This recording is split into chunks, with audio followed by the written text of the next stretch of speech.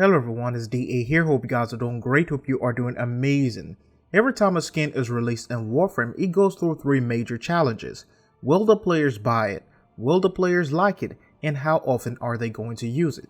Now these are three strong questions when it comes to cosmetics, and they matter to a lot of great developers out there, and most especially for DE.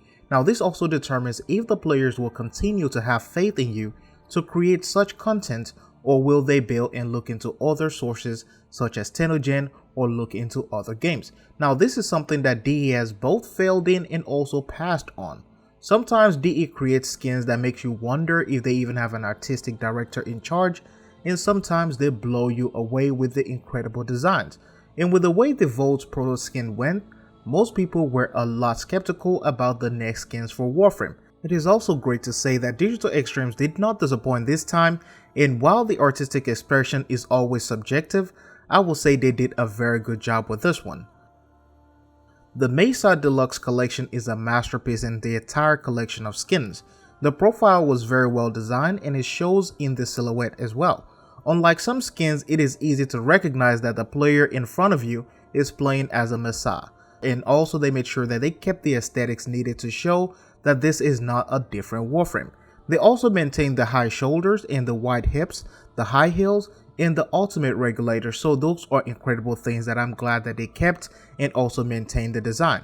Now when it comes to the shapes and the design of the frame, DE maintained a solid focus to make sure that they don't overdo it. Instead of a solid block shapes, the skins feel more like a lady in an outfit rather than a Warframe. It also came with a magnificent royal blue color and also embroidered with gold and white portions. The lower back of the coat has an amazing tail end, which is something that I'm a fan of, something you will see in the old English and French coats. DE also made sure that each end of the fabric is lined with gold, but in a way that is not overwhelming, something that is also around a little bit of a balance between regular fabric and something metallic. Each portion of the skin links to a story or an item in the game, while still giving players what most of them imagine a gunslinger to be. And while the blue portion is also tintable, I'm glad they used a material with textures so it doesn't look too similar to the main metallic parts. Now the regulator pistols also received a little bit of a treatment, including the skin for the dual sidearms. The regulators were given a feel of an old English musket, simple yet elegant.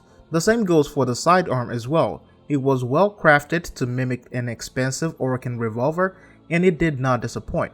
Both forms of attachment also did not feel separate from the main piece. The composition of the design, the material, and also the color separation makes it easier to customize and also coordinate and pair all of them together, which is something that I value a lot when it comes to design principles. Now I decided to use the default colors for this.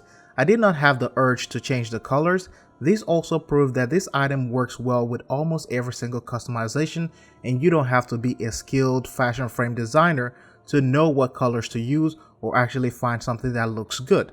Now while the skin receives an incredible praise for everything from the silhouette to the zoomed in textures, it also saddens me to say that the helmet design did not fit the Warframe itself. Don't get me wrong, the helmet has a lot of work in its development. It looks amazing, it looks really good. However, the shape seems like it belonged to other frames like Ivara or frames like Zephyr. It is just too narrow for a gunslinger, just too narrow for me. I know a lot of you may have different opinions and different choices when it comes to things like this, and some of you may even love it. However, this is my personal opinion. I would also have preferred if they make it something like the usual cowboy look, the usual cowboy hat, or make it something that is a little bit wider while still keeping the similar aesthetics. Other than that, the skin is incredible, it is amazing. They did a lot of work on this one, and I'm glad that they actually took the time. It looked like something that was handcrafted, something that wasn't rushed. Now each portion of the frame speaks for itself, and the posterior, which is the back end of the frame, is something that is also well acknowledged and a really great part of MESA, and that was also clearly designed. The size and the area of the curvature is not too much, it's not too big, not too small, it is not something that was exaggerated. It is well perfectly rounded and perfectly shaped.